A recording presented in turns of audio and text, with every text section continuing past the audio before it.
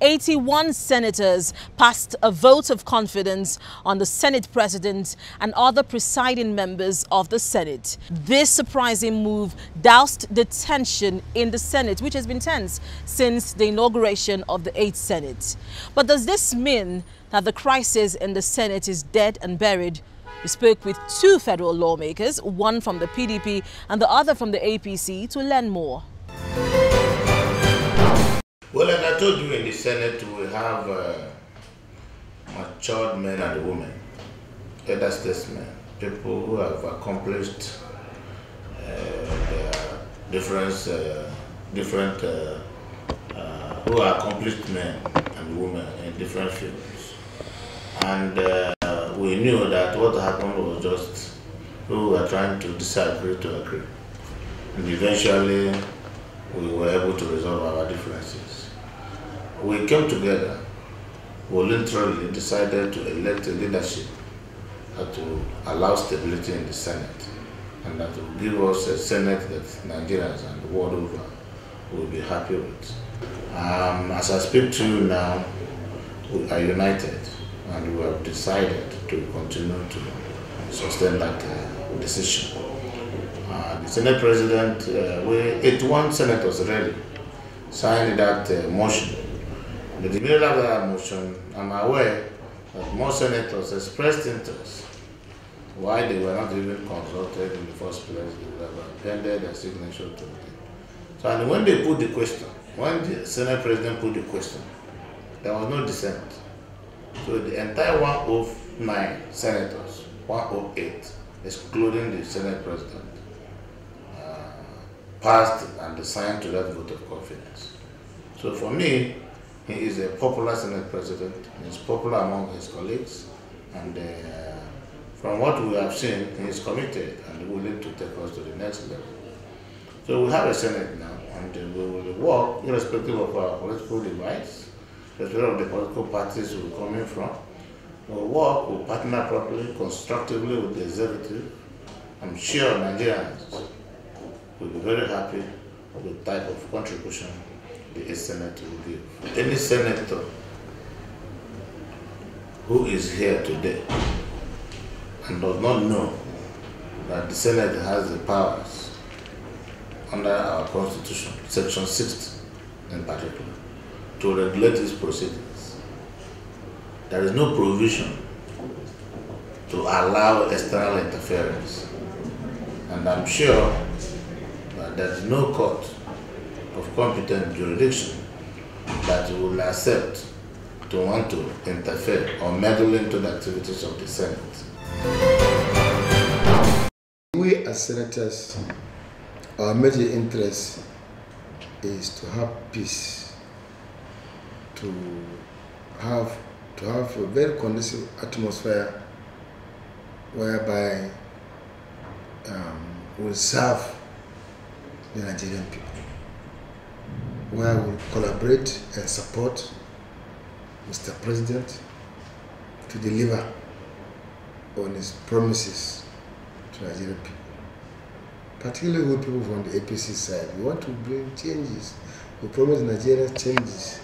We promise a lot of things for Nigerians. These things can never be actualized without having peace in the National Assembly.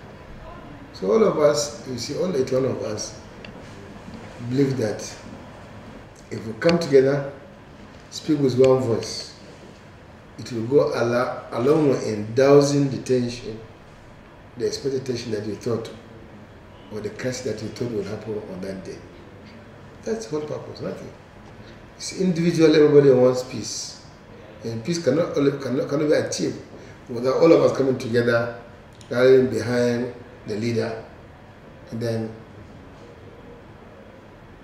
make sure that leader also leads us to cooperate with Mr. President to deliver democracy dividends to Nigerians. Of course, we are calling on all our colleagues in the APC. Unless we come together, we'll never deliver on our promises to Nigerians.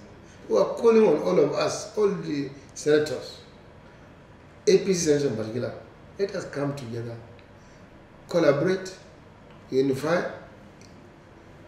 and then speak with one voice under the leadership of our party, under the leadership of Mr. President, and deliver on our promises of change, of bringing positive change to Nigeria.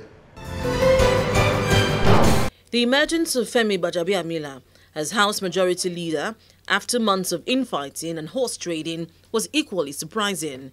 We caught up with two members of the House of Representatives to speak more on the matter. We thank God that at the end of the day, we were able to come up even much stronger than before. We have come up with new leaders. You will recall that on Sunday this week, the President had a meeting with APC members of the House of Reps. And he admonished us to be one, to speak as one voice, and then to see the need to move this nation forward as a party.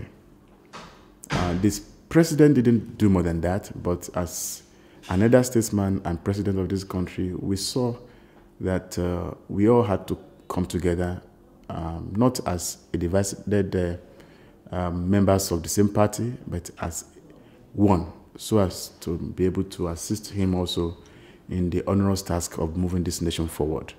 And within hours after that, we were able to put our heads together and emerge and come up with our new leaders. And you would now see that we have the Speaker of the House working hand in hand with our new leader, Honorable Femi Gbajabiamila, and other members of the House leadership. And beyond that also, just yesterday, for the very first time since the House was inaugurated, the APC members of the House had a caucus meeting in the evening of yesterday. And at the meeting, every member expressed their happiness. We spoke for the first time as one indivisible party, and we were all resolved that to work together, irrespective of whatever group each one of us belonged to in the past. So it was a very, very great reunion for us, and from there, I'm sure that there will be a lot of many more progressive steps that will be taken on the floor of the House. We are ready to move ahead because the bigger picture is Nigeria itself and not individuals. And wherever you saw, it was a game of interest. And of course, you can see that people have decided to concede irrespective of their own feelings, so that we can go down for the legislative business, because we have spent 49 days without actually not doing anything. We believe in peace, and we believe that the greater picture is the Nigerian people, and we should move forward, and peace should reign. We shouldn't continue to personalize this issue. I think the assembly is bigger than personal interest. And of course, you see, so the Dogoa that Honorable Dogoa that apologized in view of being announced as the House leader, but today is the chief whip of the House now. And of course, Paleria said is now a deputy chief whip. We'll be bitter about it, but we have to move on.